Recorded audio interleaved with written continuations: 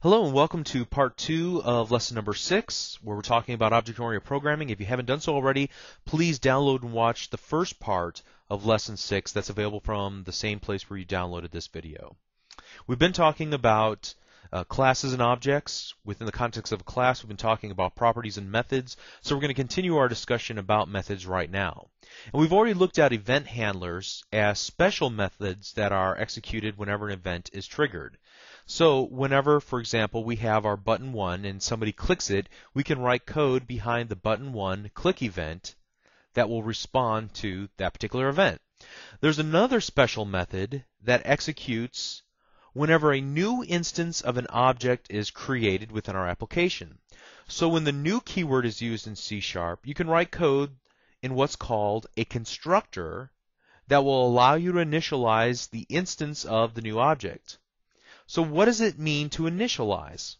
Well, that really depends on the particular situation you're in. It could mean that you set the field values immediately to some default values, or perhaps it'll check in a file or in a database for some information, or perhaps 100 other things.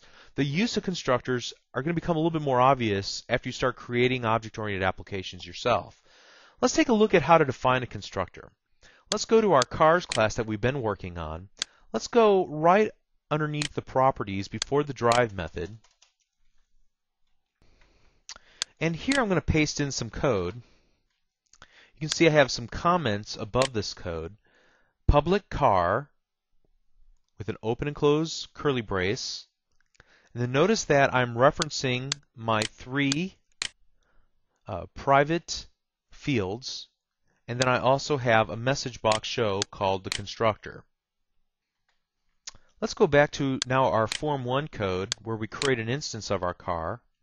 And let me comment out some of this information here that we've been working with. I'm going to use my little tool here to do that. And let's focus on this line of code. I'm going to set a breakpoint on line 23. And then we're going to run our application.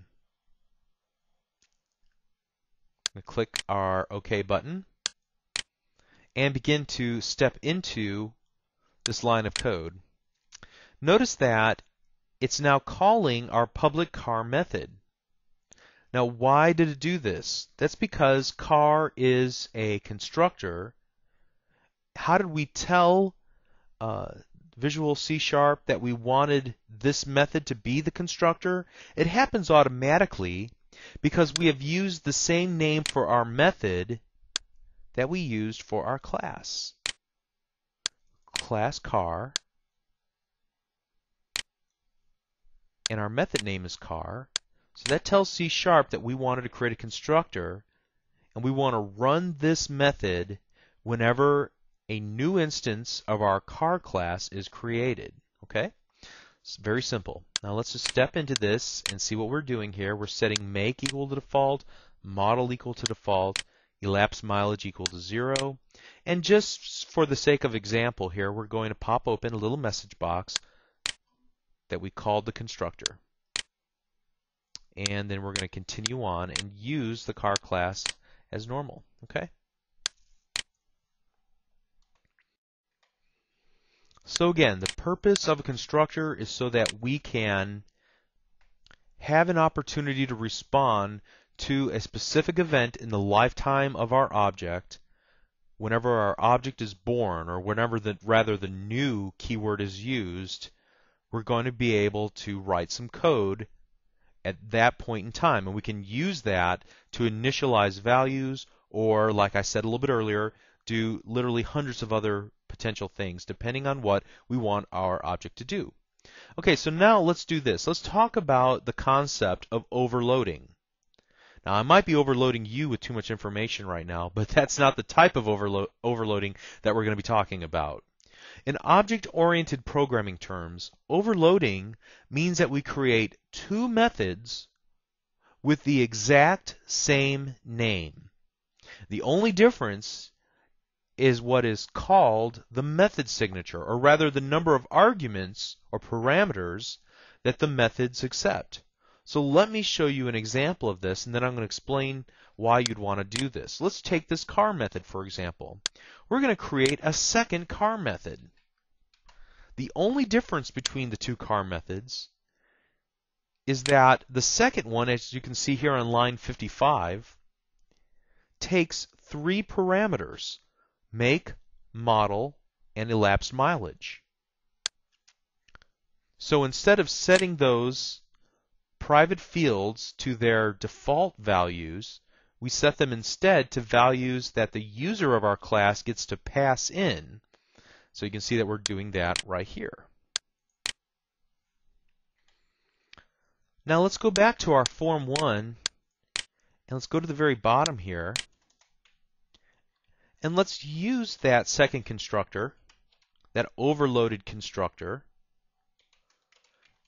So we're creating a second instance of car called myOtherCar equals new car, and whenever I type in the open parenthesis, notice here that I get a 1 of 2. There's 2 definitions for our constructor, where we either pass in no values, or if I use the down arrow on my keyboard or the little down arrow here, I can look at the second version of this method called car as well, and I can pass in the string, the make, the model, and the elapsed mileage. So let me do that. So I'm going to type in here Oldsmobile Cutlass Supreme and 200,000 miles. Okay. And so immediately I can do something like this: messagebox.show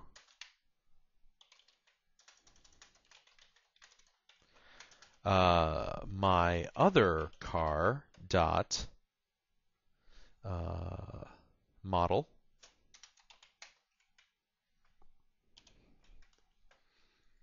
and we'll even do this. Whoops.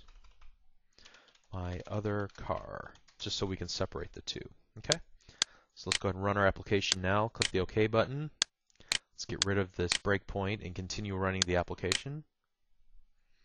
So we called the constructor, and we also called myOtherCar Cutlass Supreme. Now, why did I get 2 message boxes? Well, let's take a look at that real quick. First of all, we haven't gotten rid of the original code here, so whenever this constructor is called, it's going to call the original constructor we wrote. This line of code here, this section of code, where we're popping up a message box. However, below where we are creating myOtherCar and passing in the parameters using the overloaded constructor, then we simply we don't get a message box until we hit line 58, where we're displaying the message box. Okay, so back to the concept of overloading. Why overload? Well, overloading is something that you do as a convenience. In this particular case, instead of using the default constructor to initialize a value to some default, perhaps I want to have the option to specify the values that are to be used in the initialization of the properties. So I can pass these in as parameters and have them set at the point that the object is first created in memory. So when you think of overloading methods, any type of method, whether it is our constructor method, or we could have done it just as easily with the drive method, think of the convenience of having multiple ways to call the method from the part of your code that consumes your object. So it's just 2 different ways to do the same thing, and it's offered as a convenience. Whenever you're working with the .NET Framework and using the classes that are contained therein, you'll notice many times that there are overloaded methods and constructors. So just be aware that you can do this too within the classes that you create. Okay, so before we move on too far, I just want to make a couple of observations. In the previous 5 lessons, we pretty much coded everything as a result of a button1_click event, and that was fine. We didn't have to really think too hard about where to place the code, but it really limited our applications. But now notice that methods, event handlers, constructors, and properties all contain, or rather define, code blocks. And a class is the container for these items. You can't just have a method or a property floating outside of a class. There's a certain hierarchy to these sorts of things. All of these structures, methods, properties, and so on, only make sense when defined in the context of a class. Now additionally, a class can reference another class as long as it somehow obtains a reference to another class. It can create a new instance of a class or receive a reference to an existing object through a property or a method parameter. So as you can see in our examples, our button2click event handler, which is simply a method inside our form1 class, it creates a reference to the car class. Our car class, in turn, could create a reference to other classes in our application. I'd also like to introduce another little gotcha. This might be a little complex, so please listen up. Did you ever wonder why we never had to create an instance of the MessageBox class before using the show method of the MessageBox object all over the place? Well, the reason is because the show method has been defined with the static keyword, which means that it's not necessary to create an instance of the class before using that particular method. The same is true whenever we use the int.parse statement. We never created an instance of int. When you define a method with the static keyword, it becomes different from a method that requires an instance to be used. The parse method of our int type was defined obviously with the static keyword, allowing it to be used everywhere. So we could, for example, change our car class and change the drive method so that we wouldn't have to use the new keyword, and it would be available to use at all times. But the problem is that it wouldn't make any sense for the way that we're currently using that particular class and that particular method. We may need more than one instance of the class to define more than one car, so defining drive as static simply doesn't make sense. But we might want to define a new class called utility that might calculate gas prices through the calculate gas prices method. So let's do that right now. Let's go to our add new item, select class, and we're going to call this utility, and click the add button. And inside utility, let's define a new method. I'm just going to paste in our little method here. Notice that I have public static double calculate gas prices. And we could make this a little more complex rather than just doing a simple calculation. We'll leave the business rules up to you, but let's just talk about the structure of the static method. By using the static keyword, I can do something like this back in my form1.cs. I can refer to the type name utility dot calculate gas prices and then pass in 300 miles. So we can calculate the gas price for traveling 300 miles, and I can show that in a message box.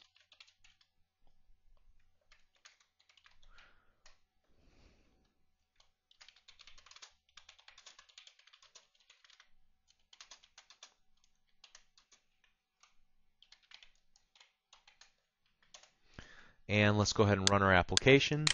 We're going to see a couple of message boxes here. Our third message box says driving 300 miles will cost us $105.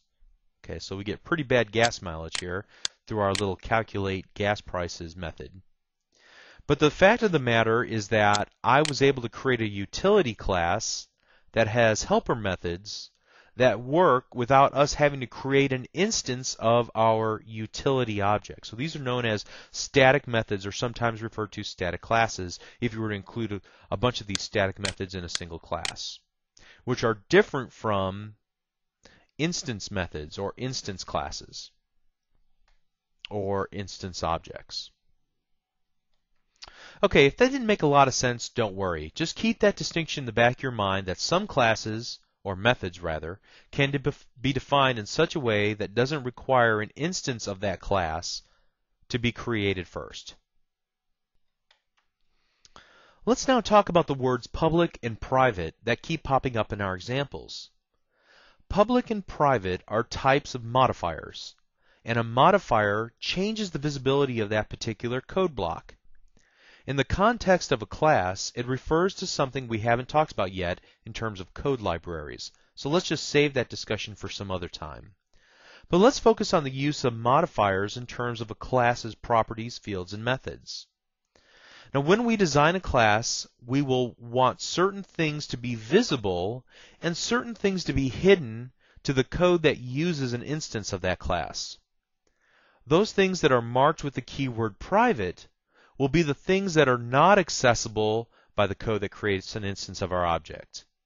Now, in the case of a field like we created in our car class, at the very top where we defined our fields, the only way that the code can retrieve and use the value that's stored in these fields is by using its associated property. And notice that those properties are marked as public.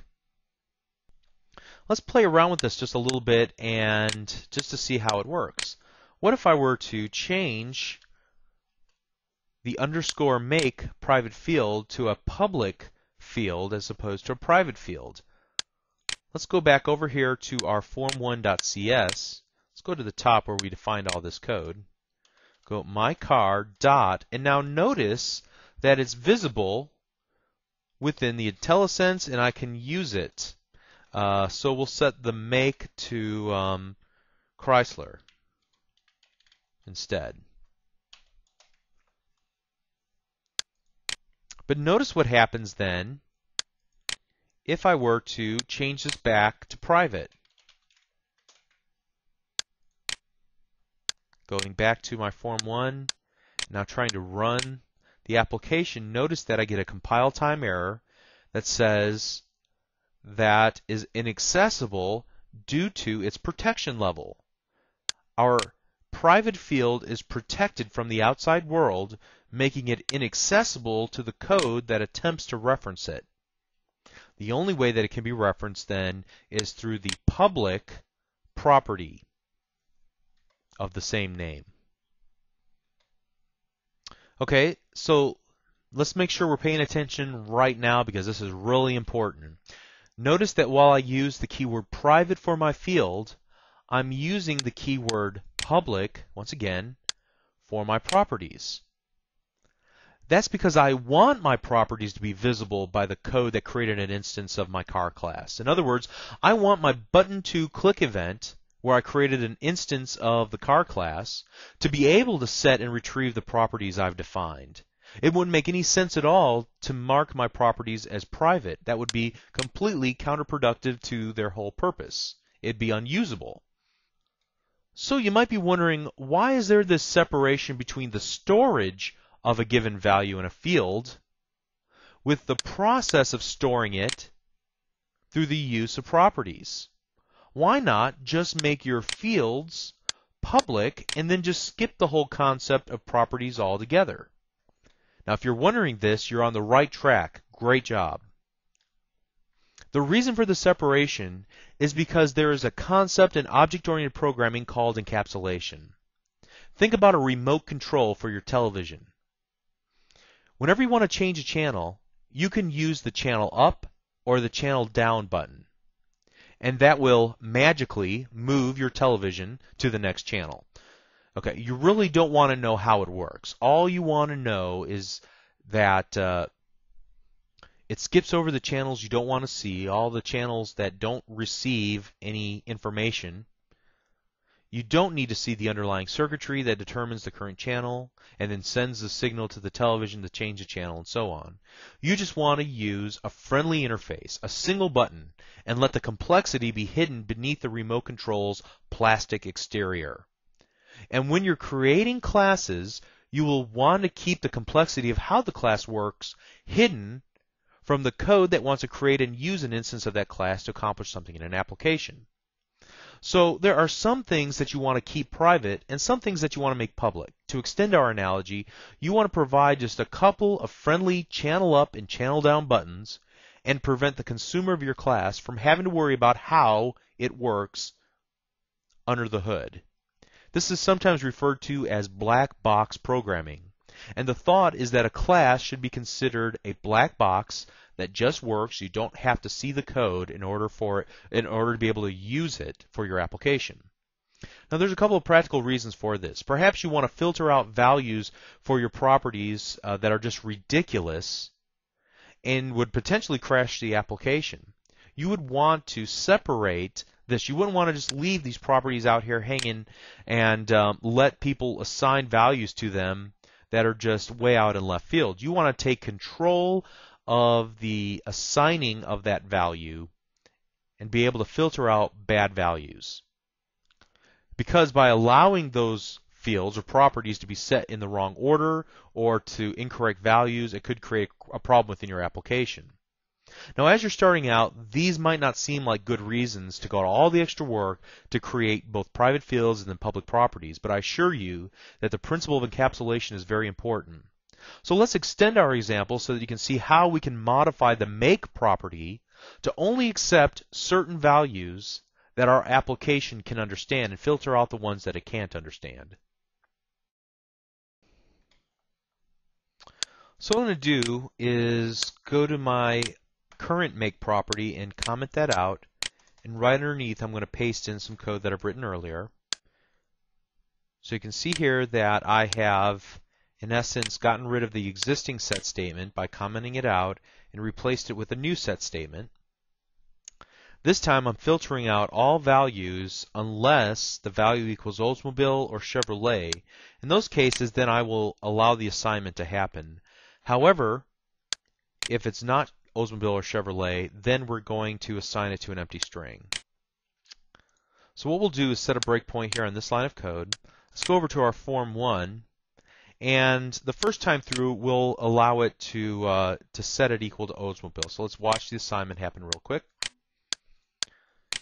And we'll use our step into, and notice since the value is Oldsmobile, we'll change it from the constructor's value of default to Oldsmobile. And now let's stop the application and change this to Toyota.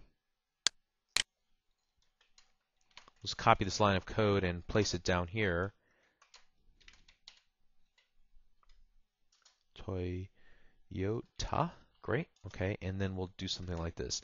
Message box dot show new value, and then my car dot make, and we'll see if it allowed the assignment to Toyota to happen. Okay, so let's go ahead and try it again. First time through, we'll just ignore it. Let's go ahead and keep running the application. The second time through, however, notice our value. We hit the breakpoint a second time, and our value is now Toyota. Let's watch as the code executes. Notice that it skipped over the assignment because it's not equal to Oldsmobile or to Chevrolet. So we're in our else statement. We set make equal to an empty string. So when we get to the message box, and we're going to retrieve the value in the get statement, and we display our message box, there's an empty string after new value. Okay? So here we've been able to control, for no other better reason than just to make a little bit of an observation here, how to filter out values using the set statement. We've been able to filter out values using the set statement. Utilizing encapsulation to protect the assignment of the underlying private fields, the member properties, to perform a sanity check or to make sure that the values are within an expected range. Okay, so that's a pretty thorough explanation of the how and the why behind adjusting the visibility for your fields and properties. Methods can also be marked with a visibility modifier. When methods are public, they're callable from the code that holds a reference to the instance of a class. When methods are marked as private, they're usually considered what are called helper methods, or rather, methods that perform some small part of the overall function of the public methods in your class. They can be used to break down the function of one big method into smaller bite-sized methods. This makes them more maintainable, more understandable, and some have suggested that no method should be more than a dozen or two dozen lines of code for this very reason. So now when you're first starting out, don't worry about this too much. Over time, you're going to start seeing ways to optimize your code, but nobody's going to expect you at this point to remember everything that we said in this lesson. Just keep in mind what we talked about in the previous lesson, that there's no one right way to write code. Some ways are more comfortable, some ways are more expedient, some ways are more elegant, but there's no one correct way to do it. Okay, hopefully this is making some sense. If not, I'd recommend just watch it again. Read some additional things about object-oriented programming. Perhaps watch this video a second time. Give it a few days to sink in, then try some of the examples on your own. Now, when I was first getting started, this was pretty intimidating. But the more that I worked with it, the more that it made sense to me. So don't feel bad if you're feeling overwhelmed. Object-oriented programming challenges everybody at first, but eventually you're going to get it, and it'll be second nature to you. Okay, we said just a moment ago that encapsulation is one of the major tenets of object-oriented programming. And now we're going to talk about another tenet called inheritance. The idea is that when you're creating classes like our car class, you may run into situations where you need a more specialized version of the class. Let's say, for example, let's create a minivan class. Now, a minivan is a lot like a car. Many of the properties of a car can be used to define a minivan. Perhaps there's a few extra properties that could be added to it. And while the drive method still applies, perhaps the way that the method is implemented, the code that's inside the method's code block, should be slightly different. So we could just create a new class and then copy and paste all the code from the car class and put it into the new minivan class. However, if we needed to fix a problem in the code of the car class, we need to fix it in the minivan class too. And also there's just a bunch of extra code laying around. It's not a huge problem until we start adding the truck class, the sports car class, and a bunch of other specialized classes that were all created based on the original car class. So is there a better way to do this? Obviously there is. We could just inherit from the car class, which we're going to call a base class, since it is the parent to the other more specialized versions of the car class, like the minivan, the truck, the sports car, and so on. So I could just click on my little Add New Item and then select Class and create a new minivan class here. And then click the Add button. However, that's not what I want to do in this case. I want you to see as an example that the car class defined in car.cs can also contain other classes. So we're going to use this same physical file to define another class. And the way that we can do that is simply make sure that we're inside of the namespace curly brace, but outside of the last curly brace for the car. And between those two, I'm going to just paste in some code that I've already written. So you can see here that I've defined public class minivan car. Let's talk about this for just a moment. First of all, this little notation of the colon means that there's a relationship between these two classes. In fact, the relationship can sometimes be referred to as is a. So it could be read like this: minivan is a car. It just denotes that car is a base class and that minivan derives most of its functionality and specializes the functionality of the car class. So the cool thing is that now I don't have to write all the code that I wrote for the car class in order to get the same functionality inside my minivan class. All I do is just add things and overload or overwrite things rather that make minivan special or different from just a regular car. So you can see here first of all in lines 117 through 120 that I define a constructor, and my new constructor for minivan works a lot differently than the car constructors that I created. Also you can see beginning in line 123 that I've defined an additional private field and then also a public property called passengers to keep track of the number of passengers that it can hold. And then finally, I have overridden the default functionality of drive with my new functionality, where I'm also calculating the cost of driving the minivan and adding that into the result string. Additionally, I've got some other text in here, mostly to soccer games, costing, and then how much it cost. So let's go ahead and save this. Now, I want to talk about a few things here before we get started. Notice that I still can reference the make, the model, and the elapsed mileage, even though they're private fields. Now, that's actually a misnomer. I do have to make a small modification to my car class and change the visibility to something called protected. This allows only those classes that derive from the car base class to access the values that are denoted here, so protected. So it's somewhere between private and public, and used whenever we're working with inheritance. Okay, so now let's do this. Let's go to our Form 1, go under the Button to Click event, and I'm going to paste some new code in here. So you can see I pasted in lines 31 through 39, and it's obvious that I have a little bit of a problem here. I did this intentionally so we can talk about that.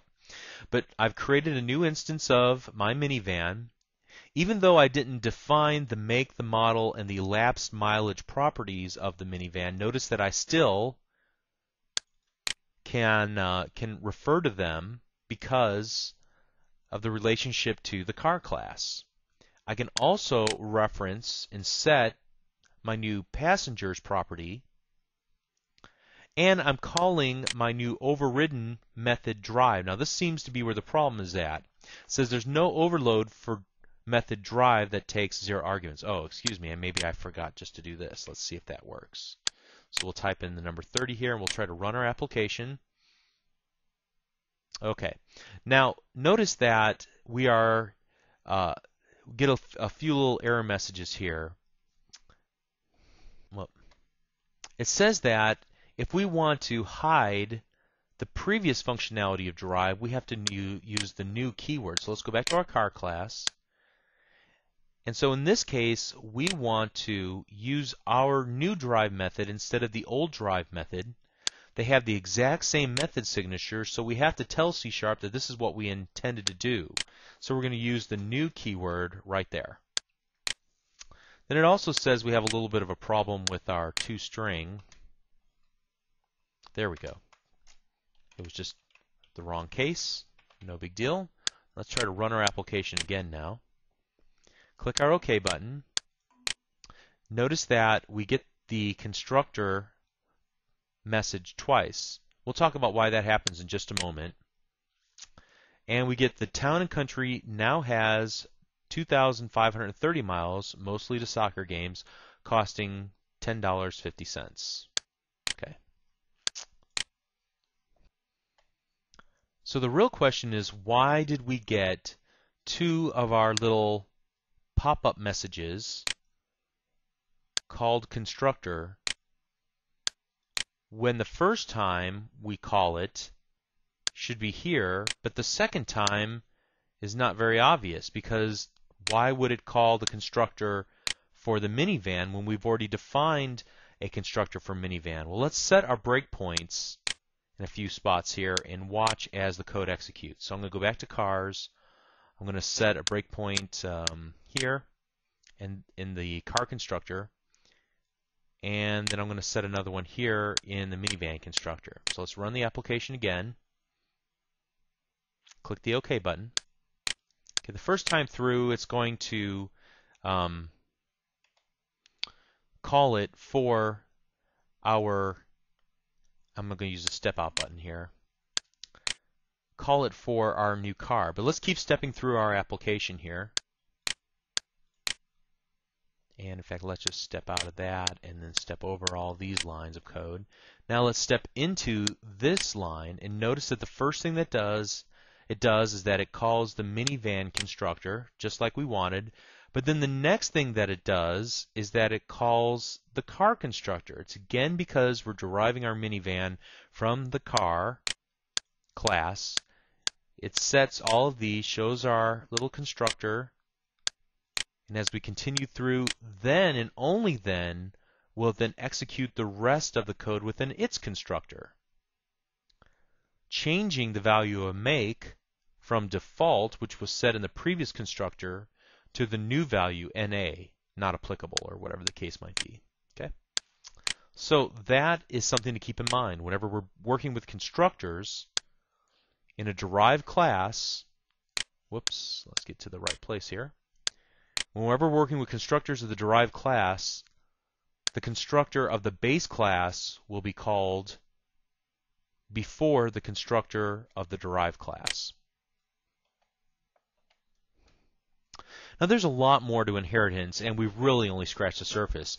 But you can see the basics of inheritance and how it works from this simple example.